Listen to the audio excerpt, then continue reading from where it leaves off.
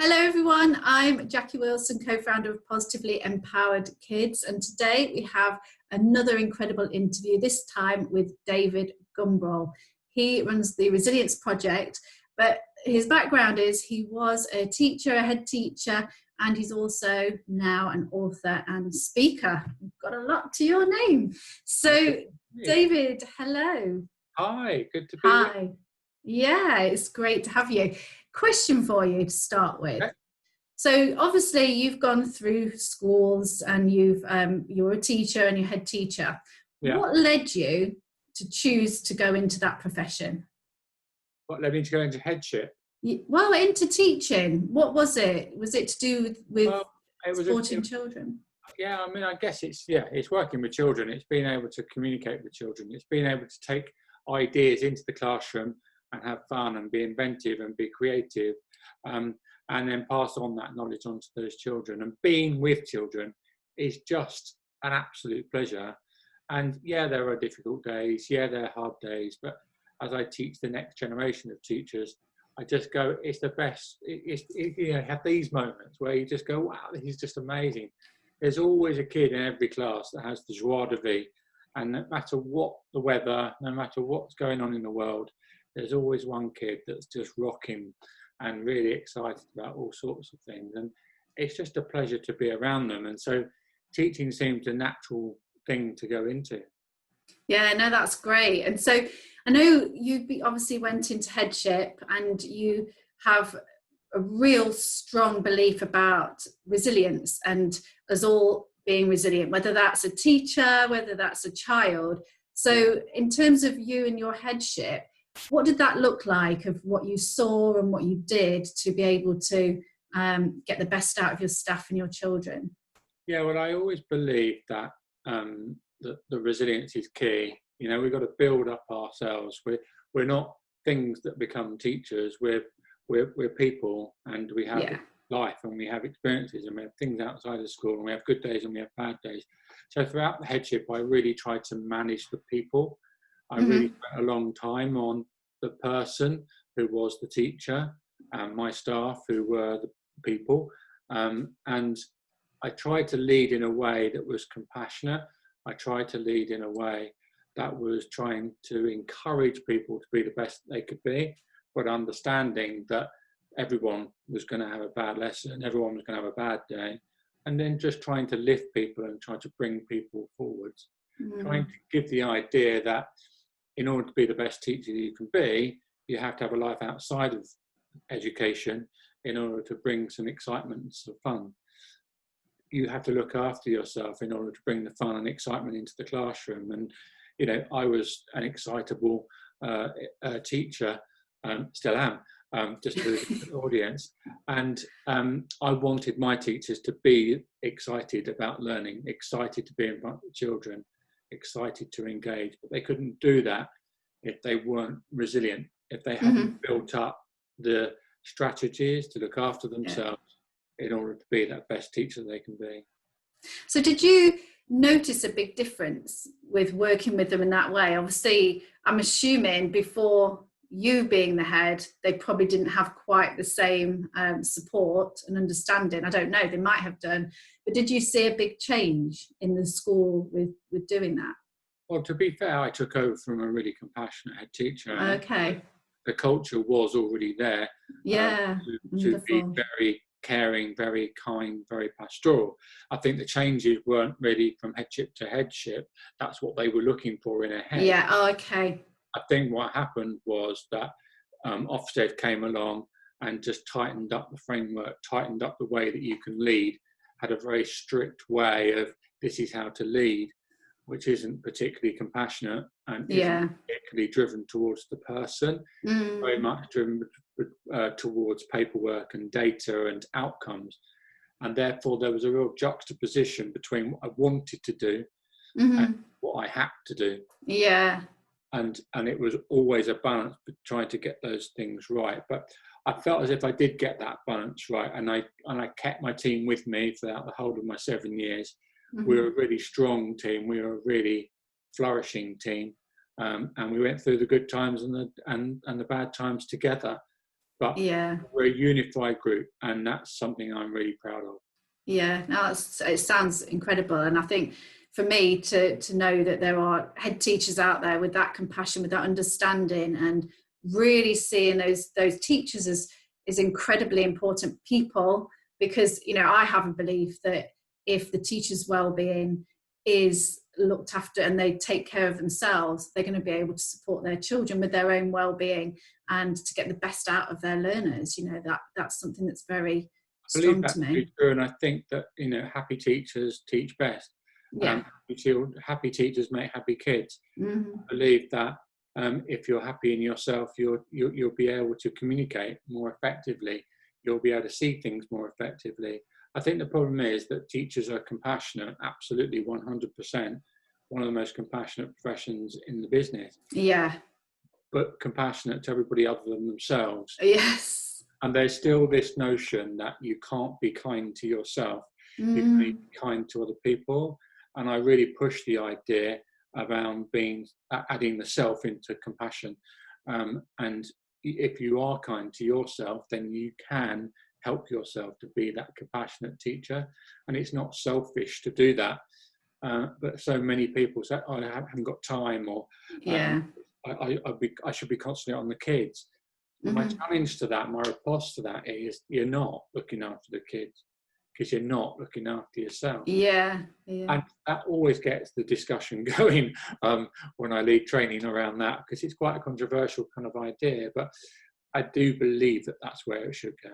Yeah, and I think that leads me into talking about NQTs, because I know that with what you do with the Resilience Project, you have a big passion for supporting NQTs to stay in the job because of the retention of those next generation teachers, which is awful to see that those statistics of teachers leaving the profession within the last, get my words right, the first 5 years. So tell me a little bit more about what you've seen with NQTs and why that's a passion for you. It's a passion of mine because I genuinely care about education. I genuinely care about teaching. I genuinely care about the future for the next generation of teachers. And I've learned a load in my 20 plus years of experience.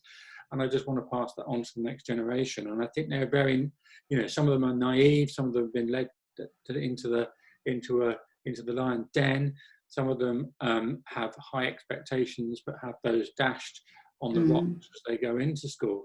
And I just believe that they tried so hard to do the right thing. They want to be good. They want to try hard. They want to work hard, but they don't look after themselves enough.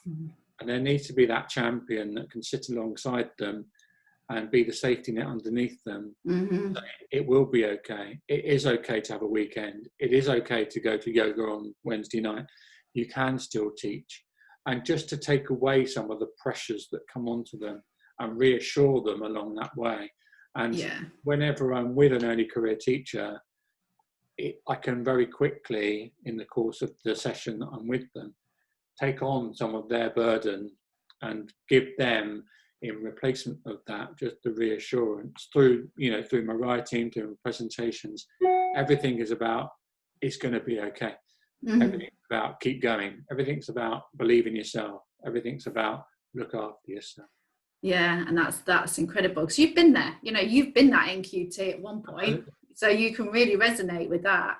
And something that I think is really exciting is you have kind of put this into books now. You know, you've got two books for teachers around resilience, and which you do it in such a fun way with the metaphors, and really engaging, because it's, you know, it's a fun thing. It's serious, but if you can make it lighthearted, it resonates with people a whole lot more. So tell us about your books. You've got two for teachers, and you've recently launched an incredible one, which I'm yet to get my hands on, for children. It's very exciting. So the adult ones are very much around metaphor driven, because I wanted to take the familiar and move it into the unfamiliar.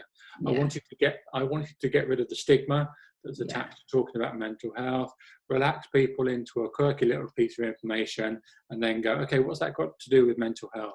So we kind of lure them in to this discussion that's just so important.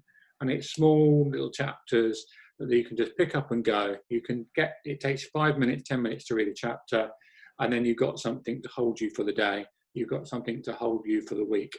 And then, that was around resilience per se in Lift, which was the first book. And then I wanted to take the idea forwards. If you're feeling more resilient, do you make better decisions? Do you make decisions where other people would class them as risky, but they're not risky to you because they're informed and you've thought about them. They're rational because you've kind of you've gone through the whole process and you know that it's there. Because lots of people say I make risky decisions, but I don't. I make very rational decisions that appear risky, but I've thought them through. Mm-hmm. And the third one in that series is about prioritization, and Spin. Spin has got the book's title, and that's around prioritization, to-do lists, and concentrating on the job in hand. But when I completed all of those, it was very much around, but I'm a teacher. I'm a teacher at heart. Where's the book for the kids? Yeah. So I decided to go for it. So I decided I'd write my A to Z of resilience for children. And it's to stick with the metaphor theme, but very much to challenge me as an author. Can I use less words in order to explain quite difficult concepts? Can I get down to a year 4 child level, which is where the book's aimed at? Can I get to a year 4 child's vocabulary and still explain big concepts? Not using adult language, but trying to use children's language to convey those things. And I think I've done that. And I think I've chosen 26 things that kids love. So we've got wellies, we've got Paddington Bear, we've got dinosaurs, we've got basic kid stuff. But all of that but what's that got to do about mental health? Yeah. And the publisher came up with the idea of creating a craft activity linked to each of those. So that you can pick it up as a class teacher, you can pick it up as a parent, and with some very everyday things, the kids can get stuck into an art activity that will potentially just give the parent or the teacher, whichever educator it is, the opportunity to have a conversation through that activity, and that can support people as they go forwards. So that was the intention of the book, and it's been incredibly well received. It's gone to America. Wow. So it's something that I've dreamt of being able to do, and to have it for real is just something really quite special. Yeah, I think it's incredible the way that you've done it. Is for teachers, it's those short little bursts so they don't have to spend too long. You know what teachers' time's like, so you've got those short things that they can do, and the same for children. It's different pages of different activities, different concepts, and that that's so useful in those teaching environments, so that teachers can pull it out and do something like that. I wanted it to be useful. I didn't want it to be a textbook that sat on a shelf. What's the point of one of those? We've got enough of those, and I live in an academic world right now, and there's lots of textbooks that just sit getting dusty. I wanted something you could pick up and go. When you're having a bad day, have a look. It will give you a lift. When you're not feeling great, have a look at the fun illustrations in the kids' book. Read about Paddington Bear, and realise it's actually about standing on your own 2 feet and being brave and being confident to do so. It just needs to be bite-sized chunks. We live in a busy world. We live in a world where there's not enough time. So you've got to make it fit to a coffee break. You've got to make it fit to a snack time. Snack time and coffee break books. Yeah, absolutely. And they're fun, so you're going to smile by reading them. You can be fun by reading them. And I wanted them to be, and you want to tell someone else about them as well. So they're deliberately a piece of information that you might want to tell a friend, or you might want to tell a colleague. You go, oh, did you know? And why do you know that? Why are you talking about that? Oh, I'm talking about that because, and then the ripple effect from the chapter goes further out from the reader. So the reader might think about, looking after yourself, compassion. Conquerors have a kind of protective layer, but the inside is you, the conqueror is you. But I want that to be a conversation in the staff room. I want that to be a conversation in the classroom. I want that to be a conversation at home when you just go, stop talking about it. It's to overcome the inertia of talking about mental health. That's what it's important. Yeah. So where can people get your books? Are they all available on Amazon? Where Yeah, is... they're all available on Amazon, and so availability is good there. If they want signed copies, connect with me, and I'm happy to sign them and then send them. For me, it's really very much about, let's get this out there, let's get this done. It's not particularly about making money. It's about a compassionate nature of mine and a want, a desire to educate people on something I think can help and support people post-COVID, during COVID, pre-COVID. These are challenging times, and if I can help others, then it's a job well done. Great. So just remind us the names of the books. So there's Lift for the teachers. So this is the children's book. It's called Lift. Yeah. Going up when teaching gets you down. Recognising that teaching does on occasion get you down. It's not like the government adverts. And then Amazing A to Z of Resilience is the children's book with wonderful illustrations by my friend and colleague Fernand, who's done some amazing pop art images of seagull, face painting, ladybirds, and pirate treasure. Lovely. What kids' book could not have pirate's treasure? But hopefully you're already thinking, and listeners are thinking, what's that got to do with read on and find out. Absolutely. And I think the last thing I'd like to talk about is you are one of our ambassadors, which we're very excited to have you on board to support our journey of supporting schools and from the kind of head teacher perspective and teacher perspective of how we can best support schools. Whether it's linking with people like yourself, there's so many different things we can do, and to have you on board, we're very grateful. Yeah, it was such a lovely phone call to be asked to be an ambassador, because I really admire the work that you guys are doing. I really admire the passion and compassion and the ability to get out there and try to make a difference. And I've got education experience. I've got 26 years on the clock. I've got the ability to bring that to the table. And if I can help and support to get that out, get that message more clearly articulated so that it can resonate with parents and resonate in schools and get out there, then it's a job well done, because it's part of my dream too, is to start these conversations, and you're starting it in lots of different pockets, and therefore it just seemed a synergy that we're trying to do the same thing, just in slightly different ways, but maybe together that could be an exciting project to push forward with. And I'm very sure that the collaboration can make that happen, and I'm completely committed to that role.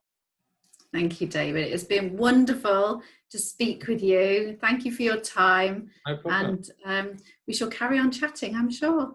Okay, no worries. Thanks, David. Bye. Bye.